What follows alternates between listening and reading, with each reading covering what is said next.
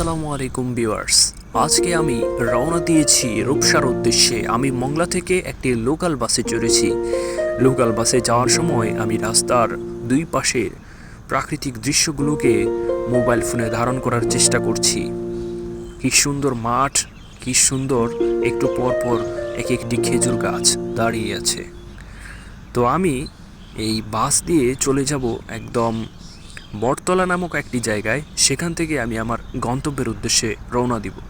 তো আমি সেখানে বাস থেকে নামার পর কোনো গাড়ির সন্ধান পাচ্ছিলাম না, তাই আমি সিদ্ধান্ত নিলাম হেঁটে হেঁটে রূপসা পর্যন্ত যাওয়ার। প্রায় 3 কিলোমিটার রাস্তা।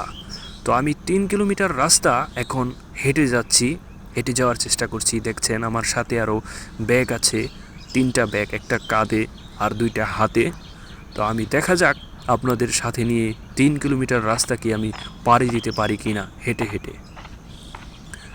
কিছু দূর যাওয়ার পর কেমন যেন লাগছিল, মনে হচ্ছিল অনেক দূর রাস্তা, অপরিচিত রাস্তা, যেতে পারবো তো। সামনে দেখা যাচ্ছে খুলনা 14 কিলোমিটার।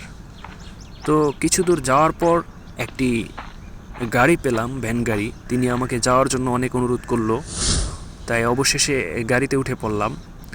তো এখন আমি গাড়িতে করে রূপসার উদ্দেশ্যে যাচ্ছি। রাস্তাটা বেশ সুন্দর। তো ভিউয়ার্স, আজকে আর ভিডিওটি আমি লম্বা করতে চাচ্ছি না, আজকে এ পর্যন্তই। দেখা হবে পরবর্তী কোনো ভিডিওতে। ভালো লাগলে আমার চ্যানেলটি সাবস্ক্রাইব করুন, সাথেই থাকুন।